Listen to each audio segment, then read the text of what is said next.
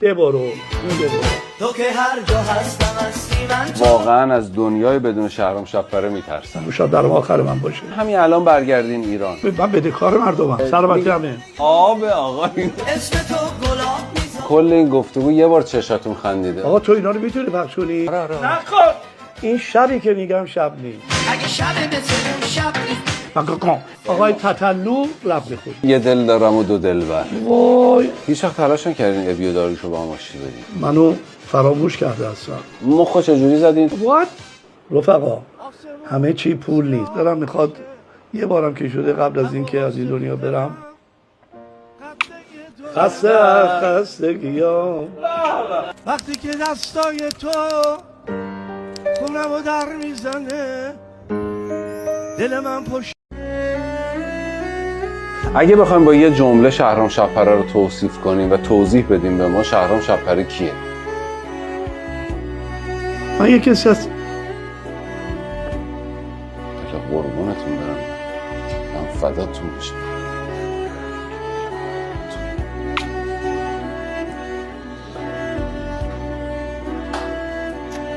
قربونتون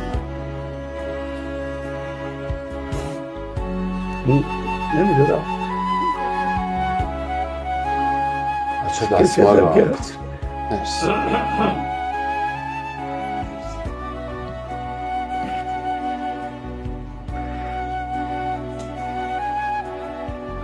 کسی خالصانه رفتم جلو آشو خوردم نه یکی نه دوتا. دل قربونتون بعد به من بگن چی نگو چرا این حرف رو بزنی.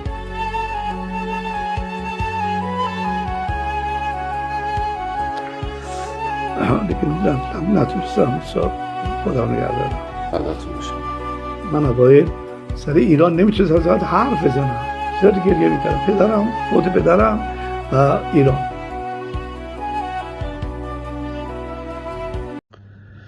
سلام به دوستانی که دارین منو تماشا میکنین، مخصوصا دوستانی که درباره من بد قضاوت کردن، دوستانی که بنده چرا رفتم مصاحبه کردم با آقای علیزیا دلخور شدم و به من انگیری میزنن که نمیدونم تو رفتی این آخر کاریات رفتی با جمهوری اسلامی برای پول گرفتی، چرا این کار کردی، چرا اون کار کردی، از تو بعیده، ما دیگه تو رو دوست نداریم. چرا این حرفا رو میزنین آخه اینا برای چیه؟ اگه دشمنیه خب دشمنیه، اما اگه تو حقیقت و راست و خدا رو میشناسی باید منطقی فکر کنین. مثلا اینا که شما میگی نمیدونم چیه، من با سیاست برای کار ندارم. سالیان من شاهی ام بابا، چجوری باید به شما میگم؟ پدرم افسر بوده، عموم افسر بوده، شوهر خواهرم افسر بوده. پس من اگه غیر از شاه، غیر از ولیعهد، غیر از ملکه فرح، غیر از اینا رو کسی رو دوست داشته باشم من دیوانه هستم. من جمهوری اسلامی اصلا چه کار دارم؟ چطور میتونم یه هم چیزی رو دوست داشته باشم که از مملکتم، از خونم من بیرون کردن، همه زندگیمو گرفتن، همه چیز گرفتن. چطور شما میتونین همچین انگیری به من بزنین آخه؟ به خدا نمیدونم چی بگم. من زحماتمو که برای شما کشیدم با دل خوش این کار کردم و همیشه فکر کردم کاری بکنم که جلوی شما رو سفید باشم. اینا رو نگین درباره من، همتون اشتباه میکنی. من این کار کردم فقط به خاطری که میخواستم یه گفتگو با یه آدمی بکنم که دیدم با هنرمندای دیگه کرده و چه مصاحبه قشنگ سوال میکنه و منم رفتم دنبال کار. به من تلفن زدن، منم قبول کردم، تازه اونقدرم نمیشناختم. ولی در هر صورت این حرفا رو درباره من نذارین. من کسی هستم که اولین کسی هستم که در بدترین موقع جنگ که گروگانگیری گرفته بودم در لس آنجلس پرچم ایران، پرچم سه رنگ و شیر خورشید ایرانو پشت موتورم گذاشتم و تو شهر لس آنجلس گشتم. 100 دفعه نزدیک بود بکشنم.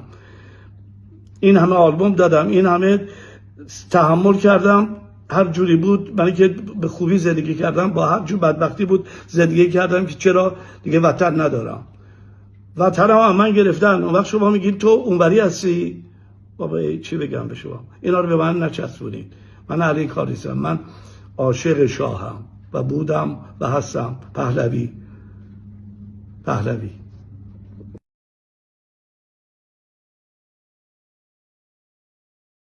هیچ وقت تلاش نکردین ابی و داریوشو با هم آشتی بدین؟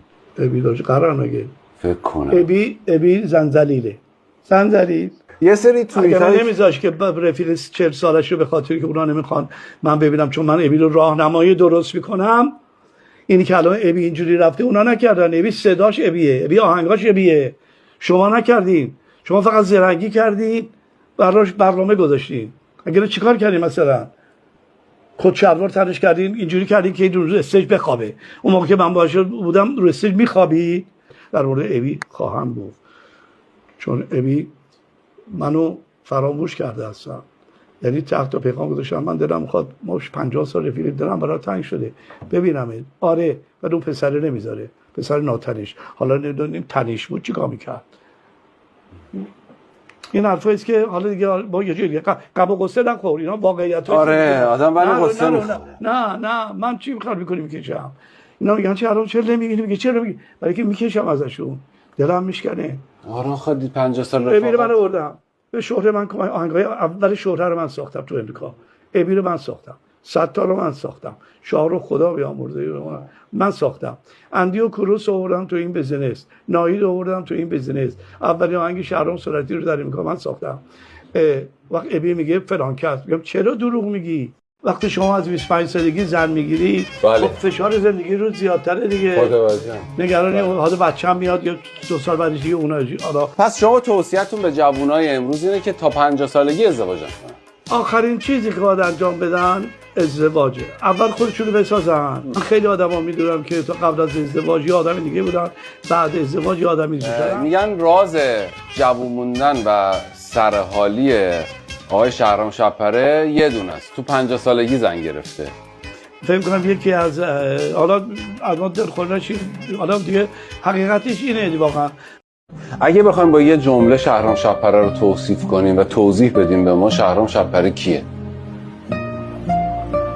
من یه کسی هست. دل قربونتون برم، من فداتون بشم.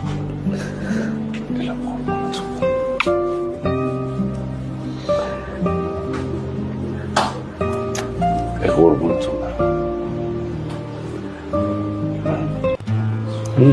نمیدونم بچه دستمال رو مرسی.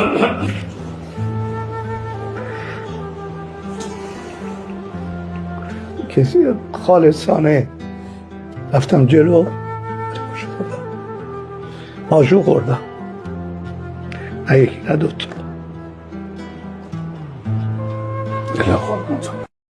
شهرام شب‌پره خواننده محبوب چند است که اسمش این روزها بعد از مصاحبه با علی ضیا دوباره سر زبون‌ها میگرده. یه عده از مخاطبان و طرفداران شهرام به حرفاش از جمله انتقاد از زندگی در آمریکا واکنش نشون دادن. حرفایی که کاربران ارزشی و حتی خبرگزاری‌های داخلی ازش استقبال کردن. آمریکا یه جای داغونیه، بیمه‌هاش خیلی گرونه، خطرناکه. از طرف دیگه بعضی از کاربرها از جمله حتی خانواده‌های دادخواه به اینکه شهرام با علی ضیا مصاحبه کرده نقد داشتن. خب علی ضیا مجری سابق صدا و سیماست که بعد از مصاحبه با شهرام در ترکیه بخش‌هایی از برنامه‌های قدیمش از جمله در دفاع از سرکوب اعتراضات آبان 98 دوباره در رسانه‌های اجتماعی داغ شد. اغتشاشاتی صورت گرفته که هم اموال عمومی هم اموال شخصی آسیب دیده و ناامنی واقعا مسئله خیلی جدیه که امیدوارم گریبانگیر هیچ مملکتی و هیچ کشوری نباشه. شهرام بعد از این انتقادها یه ویدیو درست کرد و گفتش که من با سیاست کاری ندارم و طرفدار سلطنتم و اصلا چطور میتونم حکومتی رو که منو از وطنم بیرون کرده دوست داشته باشم. عاشق شاهم و بودم و هستم پهلوی.